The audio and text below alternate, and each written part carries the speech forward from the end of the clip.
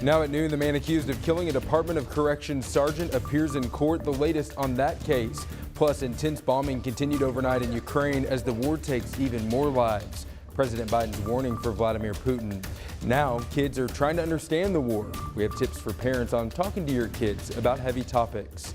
It's allergy season in Arkansas, and people are already starting to feel the sinus pressure. What experts say we can expect in the coming months. Thanks for watching THV 11 News at Noon. I'm Michael Aaron here with meteorologist Nathan Scott. Hey, it is already warming up quite nicely out there. What'd you say, 75 already? Do you see it behind me, Michael? 76. Oh, sorry, I can't see that far. 76 at Little Rock already. 72 in Conway, 71 in Arkadelphia. So yeah, the temperatures, they are off to the races. This morning we start off with temperatures into the upper 30s to low 40s. 41 was the low in Little Rock. It was 33 in Hot Springs, 39 in Pine Bluff. I've got a little bit of a light breeze out there from the south-southwest, about 5 to 10 miles per hour. Temperatures today soaring well above average. I'm going for a high of 80 degrees at Little Rock, but most of us will top out into the mid to upper 70s across the region. So enjoy. But you know, it's March. And there's a price to pay for this nice weather. We're looking ahead now for Sunday night, early Monday morning. A cold front will be making its way through the state, and the Storm Prediction Center has already highlighted large part of Arkansas under a low risk. We could see a few strong to severe thunderstorms. I'll have more on this potential and the rest of your weekend forecast coming up. All right, Nathan, the man accused of shooting and killing a Department of Corrections sergeant appeared before a judge earlier this morning. DeMark Jordan was arrested yesterday morning in connection with the death of Sergeant Joshua Caudell. He appeared through video for today's hearing. Jordan is in the Pulaski County Jail facing a capital murder charge and 2 counts of attempted murder. Cabot police are investigating an accident involving a child and a school bus. Here's what we know right now. The accident happened yesterday, and that child is okay, thankfully. School officials are directing all questions to Cabot police. We are working right now to learn more about the incident. We'll keep you updated. A Little Rock motorcycle police officer is recovering after an accident. That officer is now being identified as Fran Watkins. Police tell us the incident happened on Interstate 630 near John Barrow Road yesterday. Officer Watkins' injuries are serious, but he's stable, and department officials say he has a long road to recovery. Arkansas State Police are investigating. Little Rock Mayor Frank Scott Jr. and other leaders gave another update on the city's efforts to curb violent crime this morning. It's now been 1 month since Little Rock was placed under a state of emergency following a spike in homicides. The mayor gave an update on how the city is tackling crime through the use of prevention and intervention programs. Another point of discussion, domestic violence. According to the Little Rock Police Chief, Keith Humphrey, 4 of the homicides from this year have been domestic related. We'll have more from today's press conference tonight at 5 and 6.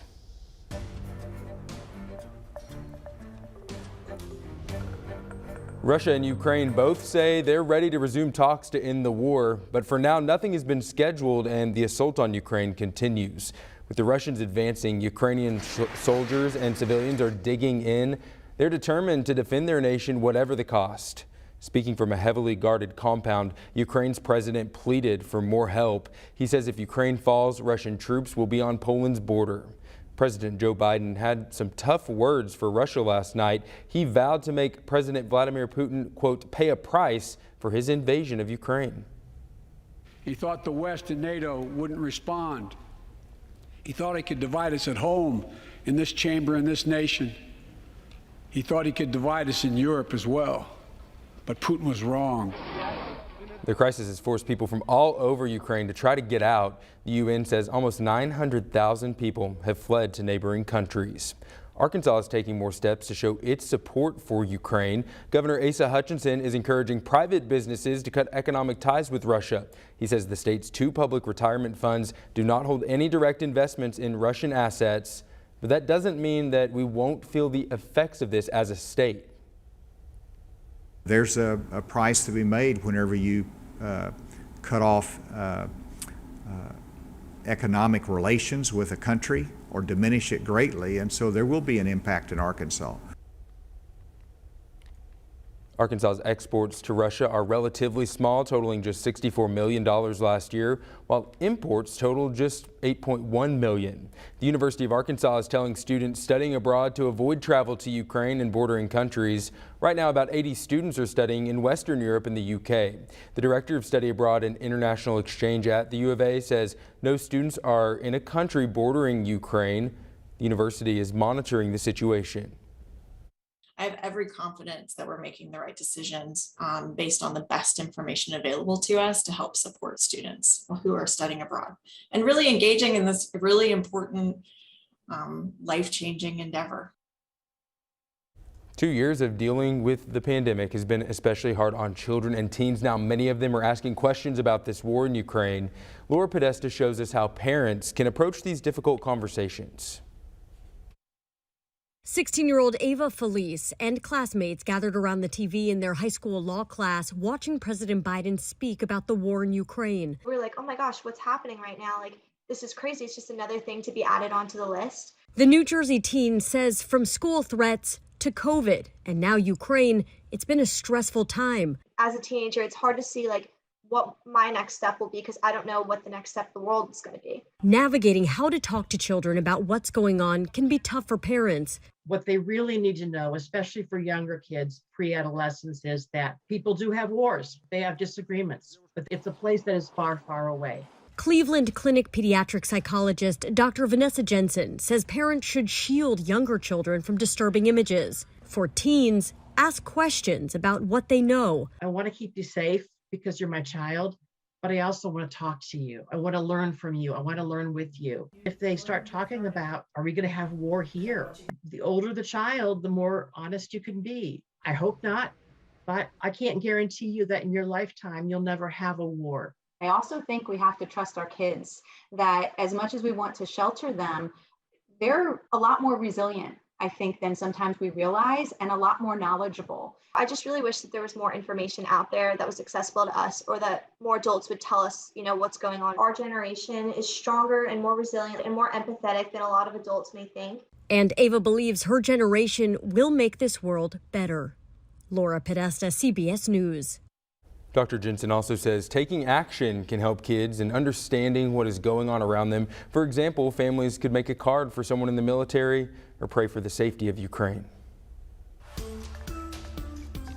Later today, the White House will unveil President Biden's new coronavirus response strategy. It outlines how the U.S. can sustain and build on the progress made over the past 13 months.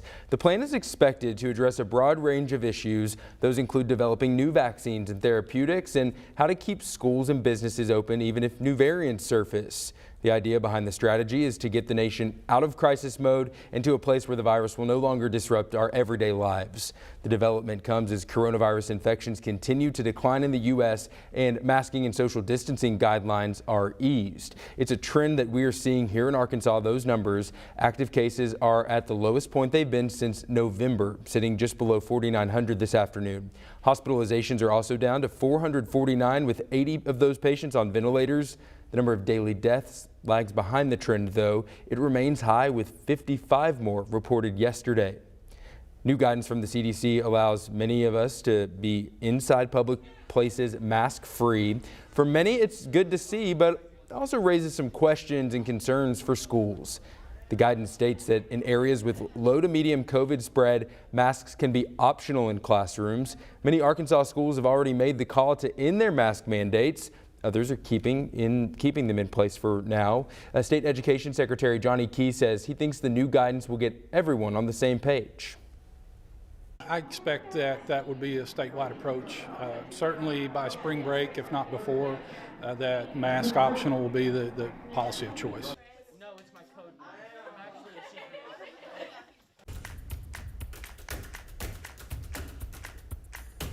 A CBS News poll finds more than 60% of Americans say the U.S. economy is in bad shape. A majority of those polled are concerned about their ability to pay for routine monthly expenses like gas, personal debt, groceries, heat, and electricity.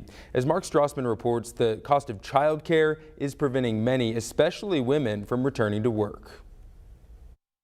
I hope you have a good day. You're watching parents and kids say their goodbyes to another childcare center in Kansas. No! Everybody knows that Christina has done everything she possibly can and has fought so hard for these kids. And it's just too bad. After 9 years, director Christina Turner has to close the Manchester School for Young Children in Topeka. She can't find qualified help. Everyone is so burnt out. Everyone is so frustrated. Do you feel as though you're letting these people down? Yeah. And that's hard. Very. Since the pandemic began, Kansas has lost roughly 350 daycare providers. Nearly 3/4 of counties here have become childcare deserts.